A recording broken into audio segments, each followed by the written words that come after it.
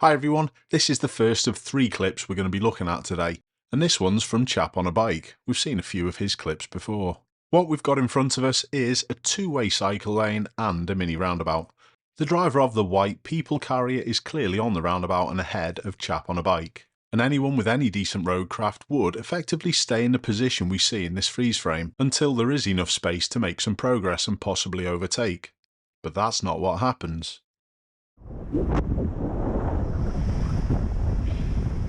Space equals safety.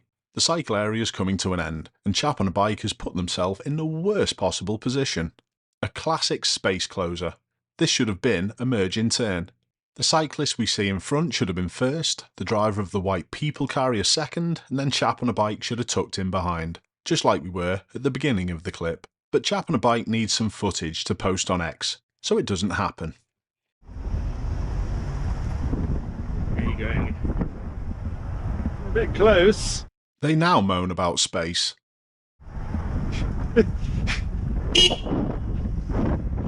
What? You alright?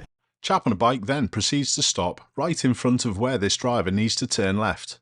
This, combined with a patronising interaction, increases the chance for escalation. And this is exactly what happens. Why do you beep your horn for? You okay? Sorry, you alright?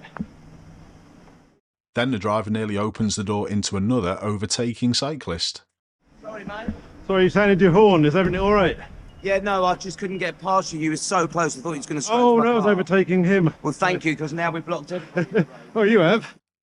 Actually not, Chap on a Bike. You're sat in front of the junction.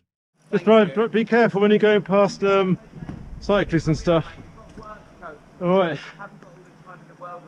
Yeah. Nor have I really. Just be careful, alright? Be careful. Because there's loads of cyclists about who create incidents out of nothing. The next clip that we're going to look at is from Silvio Diego from YouTube, and the problems start with him straight lining this roundabout to go ahead. The driver of this Mercedes has just potentially seen Silvio go to the inside of the roundabout. Why would you do that if you're not overtaking anyone? Well, the simple answer is if you're turning right. Do you think it's a possibility that the driver of this Mercedes thought the cyclist was going to turn right, and that's why they emerge? There's also a strong possibility of an A-pillar blind spot problem, especially with the poor positioning from Silvio. I do think that was possibly some swearing bleeped out, but right from the start I'd like to make it perfectly clear the driver of that Mercedes should have waited. You give way to both lanes when you're emerging onto a roundabout, but Silvio's position definitely added to the confusion.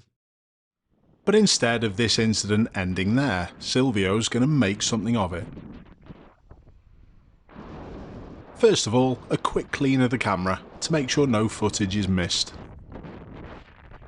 All good. Now Silvio's about to make the situation worse. And what is quite puzzling to me at this point is why the Mercedes starts to brake.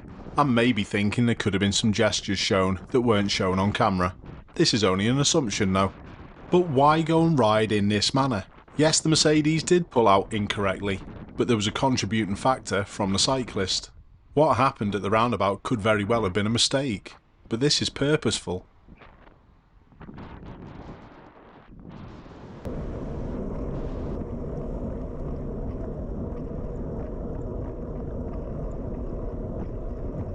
Now, that's one pointless overtake completed, and that triggers the Mercedes driver into another one. Both road users are obviously suffering from must get in front syndrome, and it's absolutely pathetic. It's playground stuff.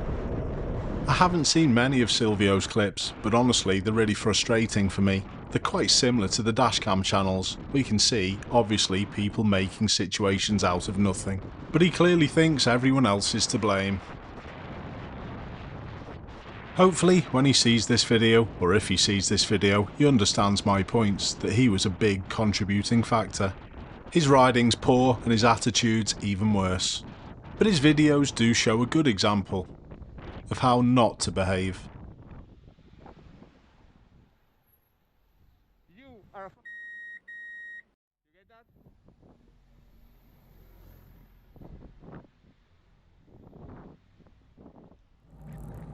On to our final clip, which shares a fair few similarities with the previous one. Both road users featured show a fair bit of must get in front syndrome. And it's my rider who sent in the clip and the driver of this black Golf to the right. I know the clip is in Greater London somewhere because I've just spotted one of the buses, but I'm not sure exactly where. Already the driver of the Golf does seem a little triggered about my viewer being in the middle of the lane in primary.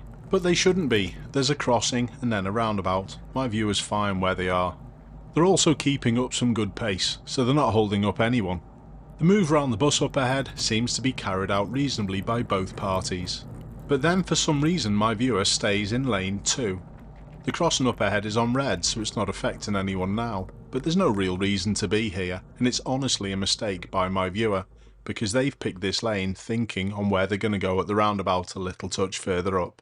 My viewer's going ahead second exit, so the left lane was the one to pick. And this is the big difference with this final clip. This, I think, is an honest mistake, whereas the first two clips we saw were created purposefully.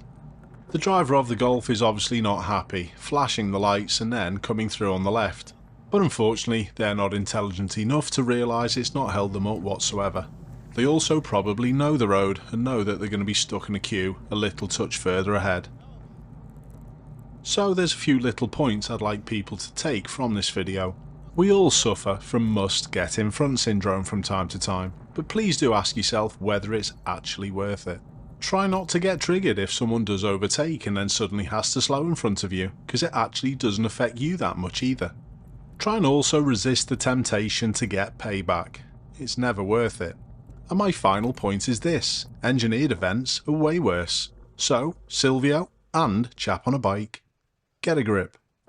Keep safe everyone, and stop doing a Jeremy.